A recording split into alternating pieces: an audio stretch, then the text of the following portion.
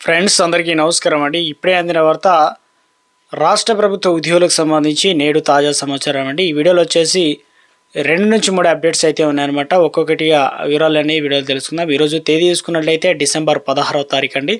So చివరి వరకు చూడండి, అర్థమవుతుంది. మొదటిసారిగా ఛానల్స్ తప్పకుండా సబ్స్క్రైబ్ చేసుకోండి. చూస్తున్నారు కానీ లైక్ చేయడం మర్చిపోతున్నారు, వెంటనే లైక్ చేయండి. వివరాలకైతే వెళ్ళిపోదామండి.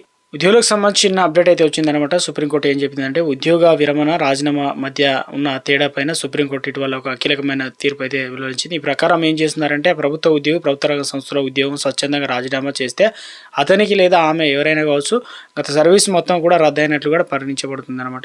ఇక అంతేకాకుండా ఇలా రాజీనామా చేసిన ఉద్యోగులు కుటుంబ పెన్షన్తో సహా ఇతర పెన్షన్ ప్రయోజనాలు పొందడానికి అనర్హులవుతారని చెప్పేసి సర్వోన్నత న్యాయస్థానం అయితే తెలియడం జరిగిందనమాట. మరో అప్డేట్ అయితే ఇచ్చారనమాట. ఆర్టికల్ ఇక్కడ వచ్చేసి ఏం చెప్తున్నారు ఏంటంటే ఉపాధ్యాయుల పైన ఒత్తిడి పెంచొద్దని చెప్పేసి ఎమ్మెల్యే అయితే కోరుతున్నారనమాట. ఎందుకంటే ఇటీవల కాలంలో వారిపైన ఒత్తిడి తగ్గించి స్వేచ్ఛగా విద్యార్థుల బోధన అందించేలా చర్యలు తీసుకోవాలని ప్రభుత్వానికి ఒక ప్రకటనలో విజ్ఞప్తి చేశారు. ప్రధానంగా 10వ తరగతి పరీక్షల పేరుతో 100 రోజుల ప్రణాళికలు ఇటు విద్యార్థులు అటు ఉపాధ్యాయులు తీవ్ర ఒత్తిడి గురి చేస్తున్నారని చెప్పేసి అప్డేట్ అయితే రావడం జరిగిందనమాట. సో ఇక మరొక అప్డేట్ చూసుకున్నట్లయితే వార్డు సభ్యులుగా గెలిచి ఉద్యోగం కోల్పోయిన కుటుంబాన్ని పోషించే దారి లేక సో ఇబ్బంది పడ్డారనమాట. ఇక పంచాయతీ వార్డు సభ్యుడిగా గెలిచిన ఉద్యోగం కోల్పోయాడు. ఇక కుటుంబాన్ని పోషించే దారి లేక మనస్తాపం చెందాడు.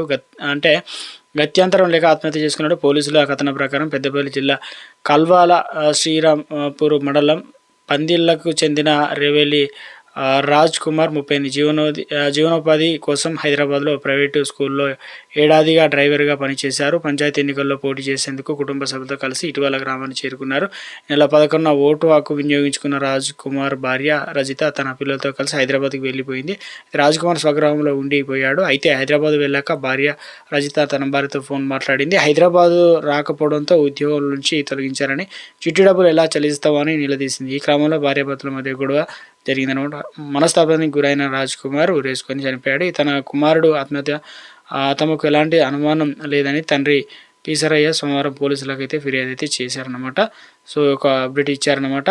సో మరో అప్డేట్ చూసుకున్నట్లయితే హౌసింగ్ బోర్డు లీజులకు సంబంధించి స్థలాలు క్రమబద్ధీకరణ పైన ఒక మీటింగ్ అయితే చేశారు. సమీక్షలో మంత్రి పొంగులేటి శ్రీనివాసరెడ్డి ఉన్నతాధికారులు అయితే పాల్గొనడం జరిగింది. ఏం చెప్తున్నారు ఏంటంటే హౌసింగ్ బోర్డుకు సంబంధించి చెందిన అంగుళం భూమి కూడా అన్యక్రాంతం కాకూడదన్నమాట. వీళ్ళేది రాష్ట్ర రెవెన్యూ హౌసింగ్ సమాచార పౌర సరఫరాల శాఖ మంత్రి పొంగులేటి శ్రీనివాసరెడ్డి స్పష్టం చేయడం జరిగిందనమాట. భూముల పరిరక్షణ చర్యలు తీసుకుంటూనే లీజు, కమర్షియల్ అద్దెలు, రెగ్యులేషన్ తదితర అంశాలపైన కార్యాచరణ ప్రణాళికలు రూపొందించాలని ఆదేశించారు. అదేవిధంగా ఇది ఒక లేటెస్ట్ అప్డేట్ ఇచ్చే ప్రయత్నం అయితే చేయడం అయితే జరిగిందనమాట.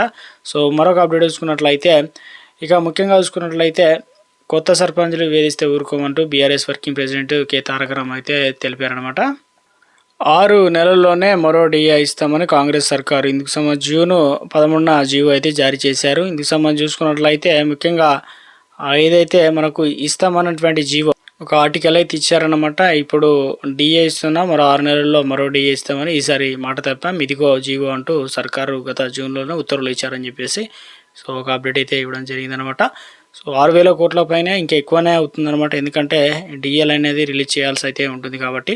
సో మొదటి డిఏ చూసుకున్నట్లయితే 2023 జూలై 1, రెండో డిఏ వచ్చేసి 2024 జనవరి 1, అదేవిధంగా మూడో డిఏ వచ్చేసి 2024 జూలై 1, అదేవిధంగా నాలుగో డిఏ వచ్చేసి 2025 జనవరి 1, అదేవిధంగా ఐదో డిఏ వచ్చేసి 2025 జూలై 1 తారీఖున, ఆరో డిఏ వచ్చేసి 2026 జనవరి 20 అంటే 1వ తారీఖున. ఈ రకంగా అయితే డిఏలు అయితే ఉన్నాయి. ప్రభుత్వం ఇప్పటికైనా పెండింగ్ బకాయిలు, డిఏలు ఇవన్నీ కూడా ఇవ్వాలని ప్రభుత్వాన్ని అయితే కోరుతున్నారు ఇక ఉద్యోగ సంఘాలు. సో మొత్తం మీద అయితే ప్రస్తుతం ఉన్నటువంటి లేటెస్ట్ తాజా సమాచారం అండి ఇది.